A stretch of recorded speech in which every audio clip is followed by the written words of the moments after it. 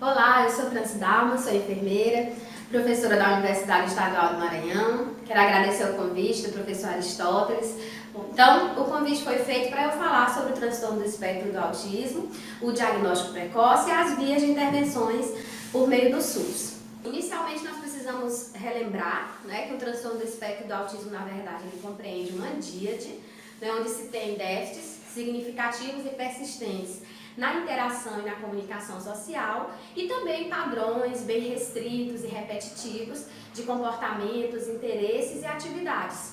Isso faz com que a pessoa claramente emita comportamentos que são bem característicos desse conjunto, na verdade, de transtornos neurodesenvolvimentais. Falando um pouco sobre as questões numéricas mesmo, o Centro de Controle e Prevenção de Doenças norte-americanos, ele divulgou em abril de 2018 o que se tem de mais recente sobre o número de autistas, pelo menos voltado lá para as pesquisas norte-americanas.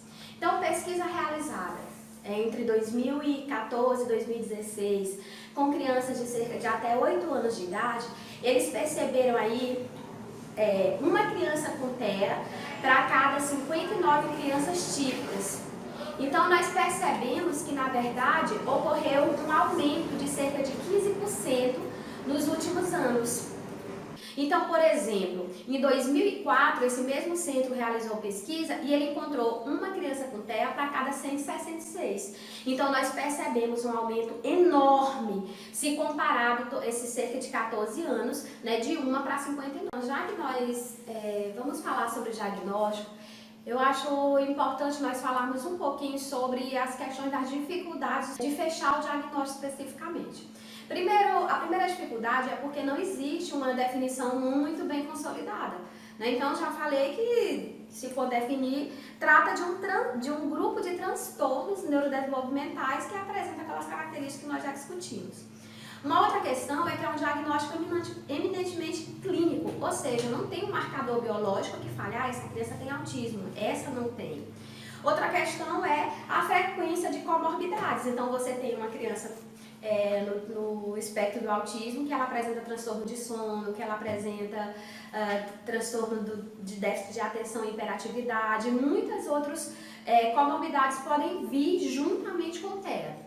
Outra questão é a grande variabilidade clínica. Então, não dá para a gente pensar, Existem muitas pessoas que falam, nossa, mas ele nem parece autista, porque ele é uma pessoa de alto funcionamento. Ou então, o contrário, é uma pessoa que ela consegue viver socialmente, ela permite abraços, afagos. Então ele não é autista. Na verdade, não é assim. As pessoas com autismo, elas apresentam essa variabilidade clínica muito grande. E ainda, por fim, nós temos um problema muito grave, que é a falta de formação ou qualificação profissional. Isso é um entrave muito grande. E outra questão para nós da saúde especificamente, já que a gente tem que tratar do SUS, por exemplo, médico, enfermeiro que atua na atenção primária à saúde, que é a porta de entrada do sistema, a gente percebe que eles dizem, não, isso não é para mim, isso é para a saúde mental e eu não preciso fazer nada. Bom, então, tratando um pouco sobre a oferta de serviço no SUS, eu dividi aí, pelo menos, para 4 grupos de serviços especificamente, onde nós podemos tratar, onde nós podemos detectar precocemente os sinais e aí, claro, evidentemente, posteriormente, se formular esse diagnóstico, se fechar esse diagnóstico. Bom, então eu organizei a atenção primária à saúde, que é a porta de entrada do sistema de saúde no SUS, o CAPS, o Centro de Atenção Psicossocial Infanto-Juvenil, a Associação de Pais e Amigos dos Excepcionais e ainda os centros de referência em atenção às pessoas com autismo. Bom, vamos entender o seguinte. A atenção primária à saúde, especificamente falando dela, claro, não vai fechar diagnóstico na atenção primária à saúde. Não existe isso da gente pensar que o médico da atenção primária à saúde tem que ter responsabilidade de fechar diagnóstico. Não. Quem vai fechar diagnóstico é um psiquiatra, um profissional específico da área neurológica, um médico neurologista, pediátrico de preferência, mas na atenção primária à saúde ela é a porta de entrada do sistema de saúde. Então os médicos e os enfermeiros atuantes na atenção primária à saúde, eles podem, através das consultas de acompanhamento do crescimento e desenvolvimento, detectar alguns sinais, né, precocemente, e a partir dali fazer o encaminhamento oportuno. Inclusive, eu preciso aqui lembrar que nós temos um instrumento maravilhoso, que é a caderneta de saúde da criança. Ela, além de trazer páginas específicas que tratam sobre os sinais de alerta para o autismo, nós ainda temos dentro do próprio instrumento algumas questões que são bem interessantes, voltadas, por exemplo, para a questão do olho no olho, a dificuldade de socialização, a questão do choro sem precedente. Então, a caderneta de saúde da criança, ela pode ser uma grande aliada para o médico e para a enfermeira atuante na atenção primária. A partir dali, eles detectam esses sinais e eles fazem o encaminhamento oportuno para que o médico da atenção secundária ele possa fechar o diagnóstico. E aí nós temos o Centro de Atenção Psicossocial CAPES, com a sua equipe multiprofissional de médico, enfermeiro, terapeuta ocupacional. Às vezes eles contam com fisioterapeuta, educador físico e uma série de outros profissionais que podem ajudar tanto aí nessa detecção precoce de sinais e fechar o diagnóstico e, evidentemente, de acompanhar essas pessoas. Nós temos também a Associação de Pais e Amigos Excepcionais, a APAE, que ela também conta com alguns profissionais de saúde, né, psiquiatra, psicólogo, terapeuta ocupacional, e esses profissionais eles podem, evidentemente, e fazem um acompanhamento específico também para pessoas com transtorno do espectro do autismo.